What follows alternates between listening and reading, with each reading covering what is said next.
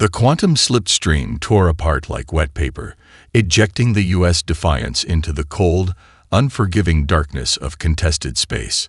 Captain Marcus Chen gripped the command chair, his cybernetic right eye flickering with a constellation of tactical data that most biological systems couldn't process. Blood and sweat mingled on his carbon fiber uniform, a testament to the brutal journey that had brought them here. "Status report," he commanded, his voice a razor-edged whisper that cut through the bridge's controlled chaos. Lieutenant Sarah Nakamura's fingers danced across holographic interfaces, her neural implants working overtime. "Hull integrity at 62%. Quantum drive is barely holding together. We've got 3 primary systems operating at critical levels." Her voice never wavered, a product of years of Black Ops training and genetic optimization. The Defiance was more than just a warship. It was humanity's most advanced experimental platform, a living weapon that blurred the lines between organic and technological combat systems.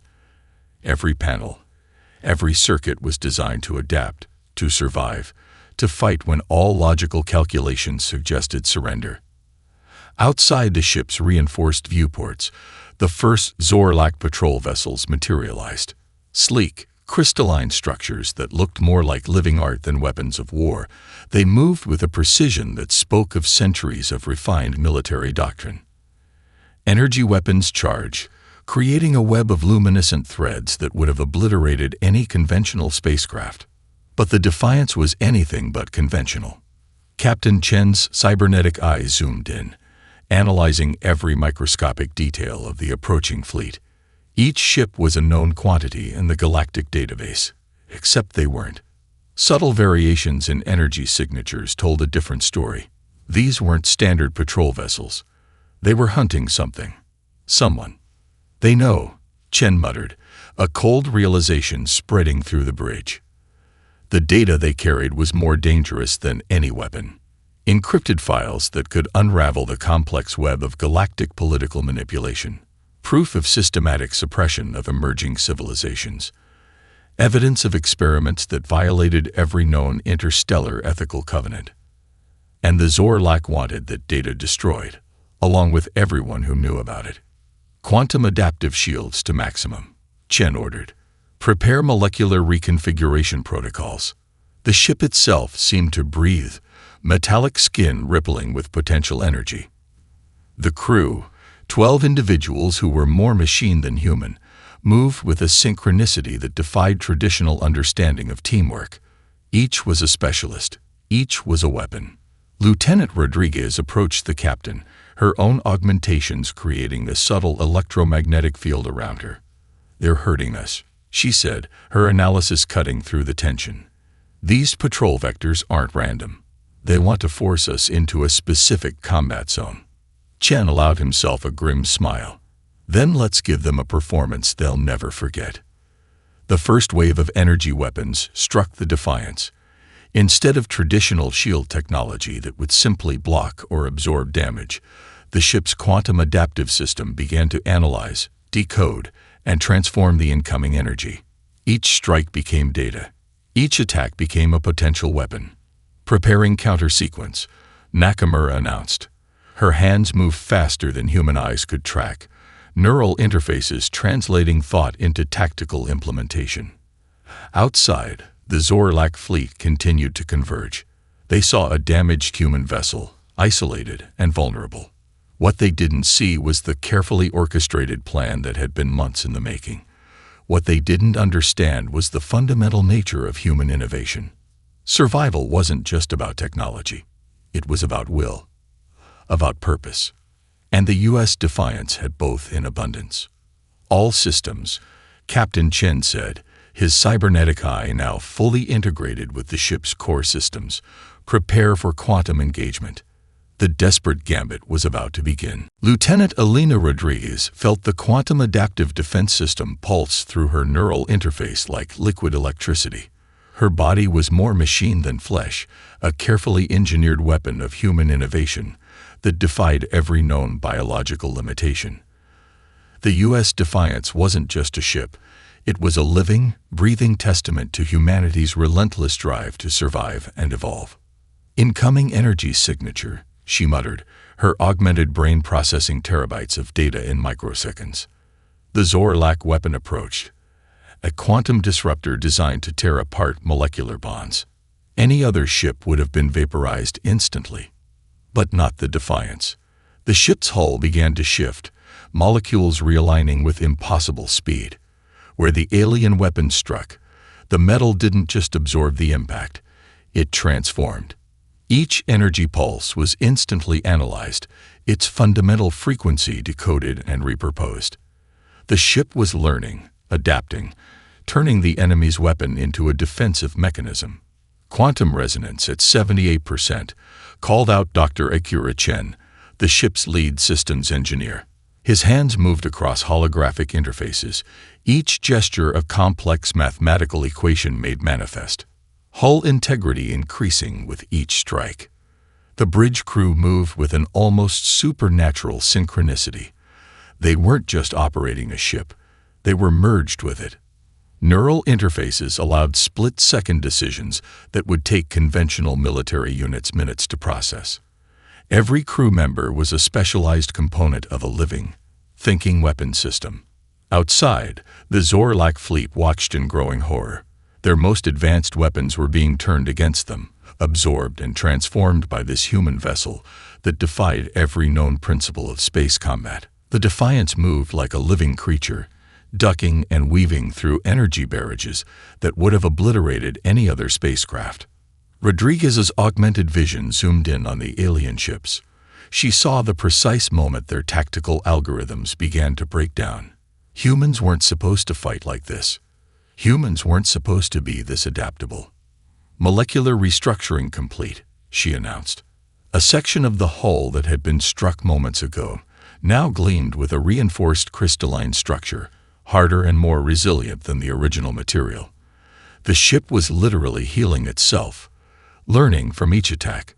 Captain Chen's cybernetic eye swept across the tactical display. "They're trying to understand our defensive protocols," he said quietly. "But they can't. Because we don't have protocols. We have potential." That was the fundamental difference. The Zorlak approached warfare like a mathematical equation, precise, predictable, with clear parameters. Humans saw warfare as a canvas of infinite possibilities. Every limitation was just another problem to be solved, every disadvantage a potential opportunity. Dr. Chen's console erupted with a cascade of data. The adaptive systems are now operating at 92% efficiency. We're literally converting their weapon energy into additional defensive capabilities. He couldn't help but smile. It was the kind of scientific breakthrough that would rewrite every known treatise on space combat. The neural interfaces allowed the crew to feel the ship's transformation. Pain became data. Damage became information. The line between biological organism and technological system blurred into something entirely new. Rodriguez's augmented muscles tensed. "Preparing counter-offensive sequence," she announced. The ship's weapon systems weren't traditional energy cannons or missile batteries. They were quantum entanglement projectors that could simultaneously exist in multiple tactical configurations. The Zorlak didn't just face a ship. They faced the embodiment of human technological evolution. Unpredictable, adaptive, driven by a core of pure innovative potential that no algorithmic calculation could ever fully predict. "They're going to try something desperate," Captain Chen said, his voice a low growl. "And when they do, we'll be ready." The Defiance continued its impossible dance through the battlefield, each moment a symphony of technological adaptation that would forever change the understanding of warfare in the galactic community. The first transmission began as a whisper, then crescendoed into a symphony of human resilience. On the bridge of the U.S. Defiance, Lieutenant Elena Rodriguez initiated the psychological warfare protocol, a system more complex and devastating than any physical weapon. The ship's communication arrays began broadcasting a carefully curated selection of human historical records, raw emotional content that would penetrate the Zorlak fleet's computational defenses. Images flickered across every alien communication channel. A lone soldier holding a position during Earth's third global conflict. indigenous resistance fighters defending their homeland against technological superiority, colonists surviving on dead worlds, transforming inhospitable landscapes through sheer determination. These weren't just transmissions, they were a declaration of humanity's fundamental nature. Psychological penetration at 63%, Dr. Akira Chen reported, monitoring the alien communication networks. Their computational firewalls are breaking down. Captain Marcus Chen watched the tactical display, his cybernetic eye parsing millions of data points per second. The Zorlak fleet's formation was subtly changing, not through tactical decision, but through emotional disruption. The transmissions continued. A child born on a mining colony, surviving against impossible odds. Rescue workers pulling survivors from collapsed structures. Scientists developing breakthrough technologies with nothing more than determination and limited resources. Each image was a weapon more powerful than any quantum disruptor. "They don't understand," Rodriguez muttered. "War isn't just about technology. It's about why we fight." The Zorlak communication networks began to fragment. Their collective computational systems, designed for pure logical analysis, couldn't process the emotional complexity of human experience. Algorithms meant to predict tactical movements were being overwhelmed by narratives of survival, hope, and unprecedented resilience. On the alien command ships, tactical officers watched in growing confusion. These humans were doing something unprecedented. They were fighting a war on a psychological level that transcended traditional combat methodology. "Broadcast the Colony of New Hope sequence," Captain Chen ordered.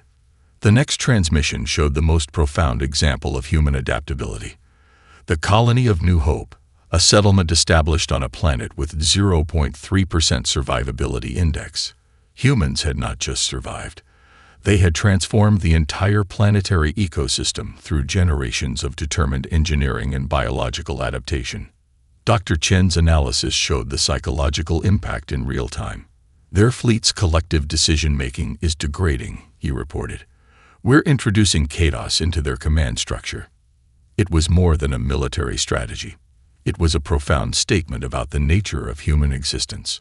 The Zorlak saw technological prowess. Humans saw opportunity. Where the aliens saw limitations, humans saw challenges to be overcome. Rodriguez's augmented systems detected the first signs of psychological breakdown in the alien fleet. Communication patterns became erratic. Tactical formations began to dissolve. "They're questioning everything," she said quietly. "Not just the battle. Their entire philosophical approach to existence." Captain Chen allowed himself a slight smile.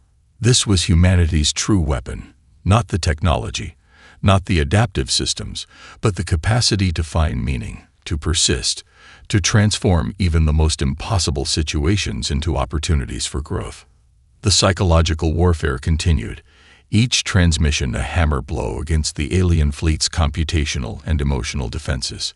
Humanity had entered the galactic stage, and they were playing by entirely different rules. The holographic display flickered, revealing layers of encrypted data that would have driven lesser systems into catastrophic overload. Captain Marcus Chen's cybernetic eye parsed through terabytes of information, each fragment revealing a more horrifying truth about the Zorlak research facility. "Suppression neural inhibitor," he muttered, the words tasting like poison. "They're developing a technology that can systematically erase individual autonomy across entire species." Dr. Elena Rodriguez approached the display, her augmented systems interfacing directly with the ship's computational core. Survivor profiles began to populate the screen, each a testament to the brutality of the Zorlak's ongoing experiments. The mission was no longer just a military operation, it was a rescue. "The facility is located in the Omega 9 sector," Rodriguez reported, her voice a controlled blend of scientific precision and barely contained rage. "Quantum entanglement signatures suggest they've been running experiments for at least 3 galactic standard decades." Each profile told a story of systematic oppression. Entire civilizations reduced to blank slates, their cultural memories and individual identities surgically removed. The Zorlak hadn't just been conducting research, They'd been practicing a form of cultural genocide that made historical atrocities look like minor infractions. Lieutenant Michael Chung, the ship's communication specialist, brought up additional data. "We've traced communication logs," he said, his augmented hands moving across holographic interfaces. "These aren't just isolated experiments. They're building a systematic methodology for complete neural suppression." Captain Chen's cybernetic eye zoomed in on a particular data stream. Genetic markers, neural pathway modifications, complex algorithmic suppressants, each component designed to strip away individual consciousness with surgical precision. "They're creating a technology of absolute control," Dr. Rodriguez explained, her voice clinical but underlying with a current of moral outrage. "Not just controlling populations, but fundamentally altering the neural architecture of entire species." The crew of the Defiance understood this mission on a deeply personal level. Each member carried scars, literal and metaphorical, from previous encounters with systematic oppression. Rodriguez herself was a survivor of a colony that had been nearly erased by similar technologies. "Our primary objective," Captain Chen announced, "is no longer just data retrieval. We're going to destroy this facility and everything associated with it." The ship's quantum adaptive systems began reconfiguring. Where most military vessels would plan a direct assault, the Defiance was preparing a multi-dimensional attack that would not just destroy the facility, but expose its entire operational network. Communication intercepts show they're preparing for something big, Chang reported. Large-scale neural suppression test scheduled within the next solar cycle. Estimated casualties: 3 million sentient beings across multiple star systems. The holographic display began to show the intricate web of the Zorlak's research network. It wasn't just a single facility. It was a complex system of research centers, communication nodes, and suppression technology distribution points. Rodriguez's augmented systems started developing a comprehensive takedown strategy. "We'll need to hit multiple points simultaneously," she explained. "A cascading quantum disruption that will not just destroy their current infrastructure, but make it impossible to reconstruct." Captain Chen understood the deeper mission. This wasn't just about preventing an imminent atrocity. This was about sending a message to the entire galactic community. Humanity would not stand by while systematic oppression occurred. "Prepare quantum entanglement infiltration protocols," he ordered. "We're going to show them exactly what human innovation looks like." The U.S. Defiance moved with a predatory grace, each system perfectly synchronized. They weren't just a warship. They were a precision instrument of justice, carrying the hopes and defiance of every species that had ever been threatened with total suppression. The hidden objective was clear: not just to fight, but to ensure no one would ever be silenced again. The battlefield transformed into a three-dimensional canvas of technological warfare, where the U.S. Defiance redefined the very concept of combat. Space itself became a weapon, with Captain Marcus Chen orchestrating a symphony of destruction that defied every known principle of strategic engagement. Nearby asteroid fields weren't just celestial bodies, they became precision instruments of tactical brilliance. Lieutenant Elena Rodriguez's quantum adaptive systems began reconfiguring the surrounding space, turning each asteroid into a potential weapon, communication node, or defensive platform. Initiating spatial reconfiguration, Rodriguez announced, her neural interfaces dancing across complex holographic displays. The ship's computational core began to analyze every microscopic detail of the surrounding space: gravitational fields, mineral compositions, potential energy distributions. The Zorlak fleet watched in growing horror as their most advanced tactical algorithms became completely irrelevant. The Defiance wasn't just fighting. It was reimagining the very nature of conflict. An asteroid, previously considered a passive celestial object, suddenly became a quantum-entangled communication relay.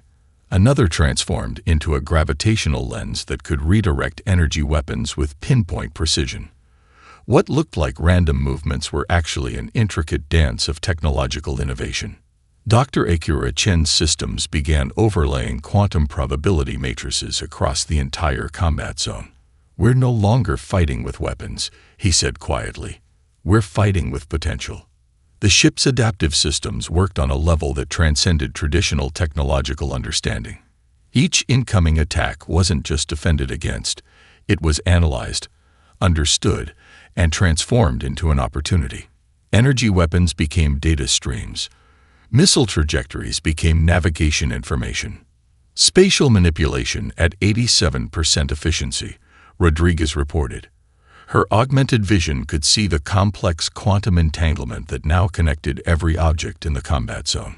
The Defiance wasn't just a ship, it was a living, thinking system that could turn the entire surrounding space into an extension of its combat capabilities. Captain Chen watched the tactical display, his cybernetic eye parsing millions of data points per second. The Zorlak commanders believed they were engaging in a traditional space battle. They didn't realize they were participants in a fundamental reimagining of combat methodology. An incoming missile cluster that would have decimated a conventional fleet suddenly found its trajectory bent by carefully manipulated gravitational fields. The weapons became useless, redirected into empty space, or transformed into communication relays that fed information back to the Defiance. "They're trying to predict our movement," Lieutenant Michael Chang observed. "But we don't have a movement pattern. We have potential." That was the fundamental difference. The Zorlak saw the universe as a fixed system with predictable rules. Humans saw it as a canvas of infinite possibilities. Rodriguez's systems began to create quantum resonance fields that could simultaneously exist in multiple tactical configurations. An incoming energy weapon would find itself not just deflected, but transformed, its energy repurposed, its trajectory altered, its varied fundamental nature changed. "Preparing multi-dimensional counter-sequence," she announced. The battle stopped being a traditional conflict and became something entirely new. A living, breathing demonstration of human innovation that refused to be constrained by conventional understanding. The U.S. Defiance moved like a living creature, each movement a complex mathematical equation made manifest. Technology and creativity merged into something that defied categorization. They weren't just fighting a war.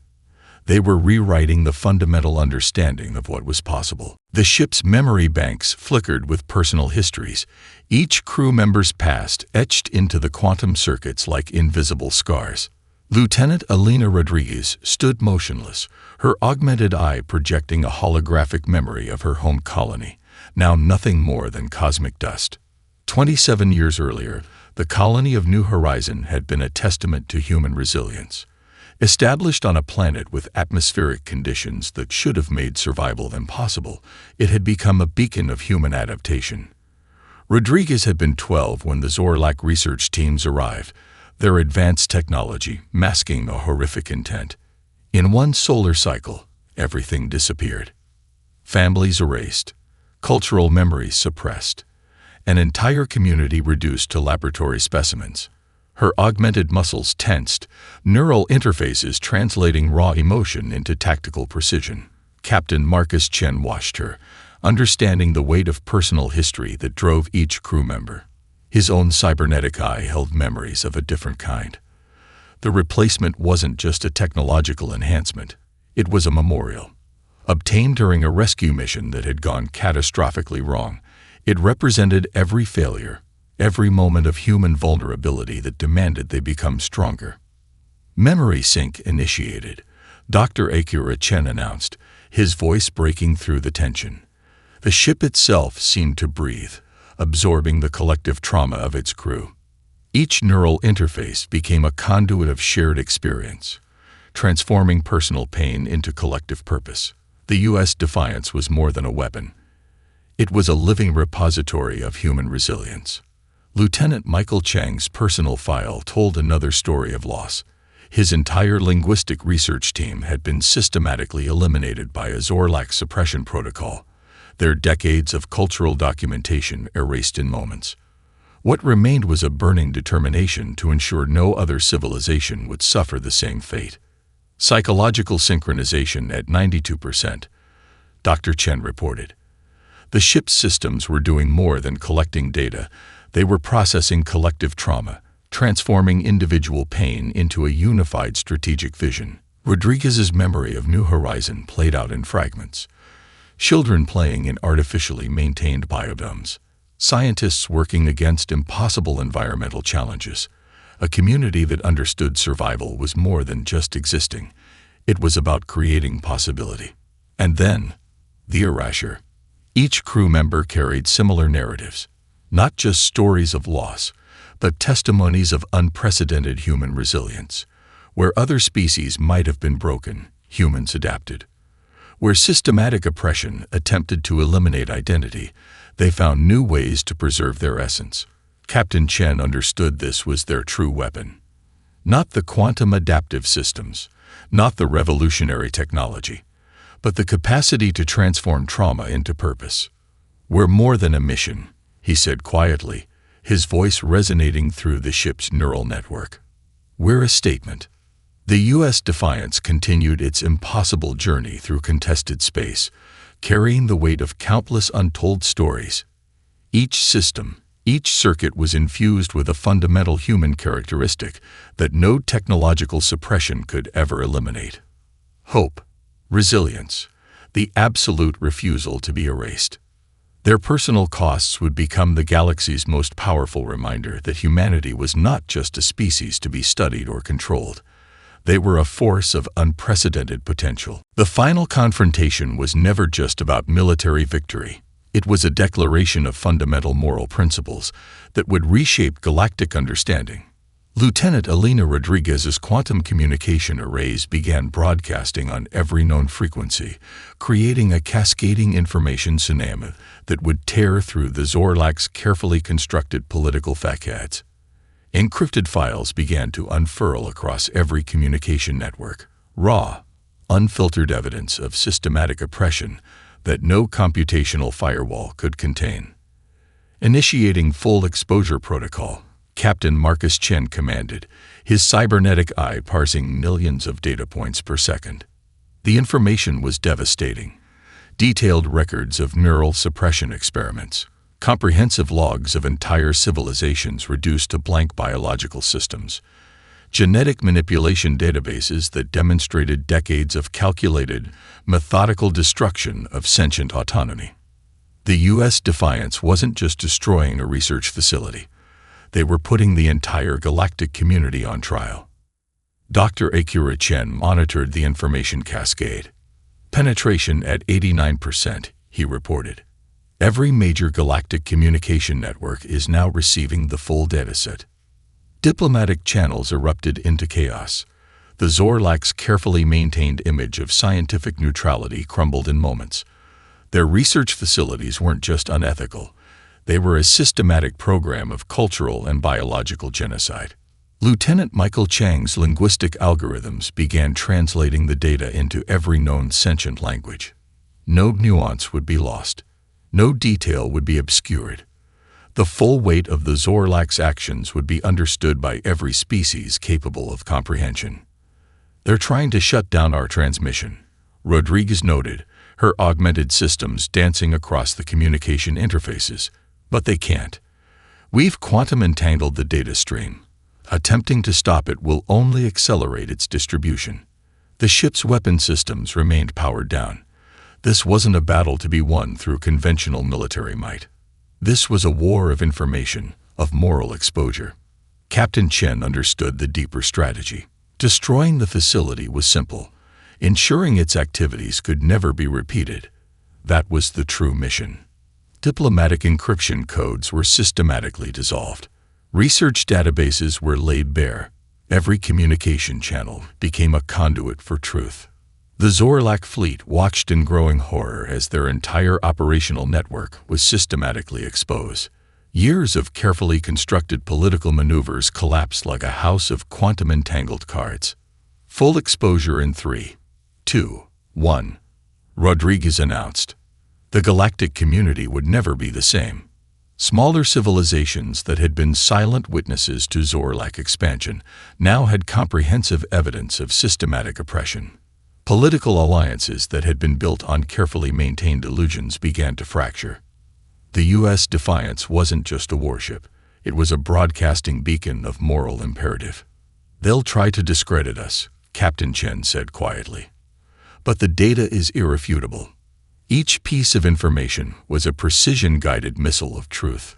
No computational system could contain it. No political maneuvering could obscure it.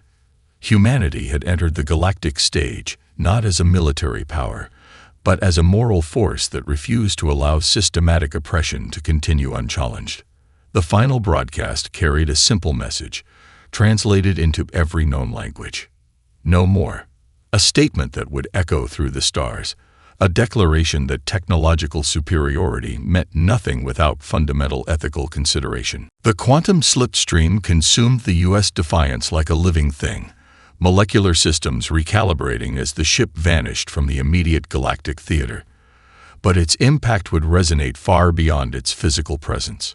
Captain Marcus Chen watched the holographic displays, each transmission rippling across interstellar communication networks like quantum-powered waves of fundamental change. The Zorlak's carefully constructed political infrastructure was collapsing faster than their most advanced computational systems could predict. "Galactic response algorithms are breaking down," Lieutenant Michael Chang reported, his augmented systems parsing multiple communication spectrums simultaneously.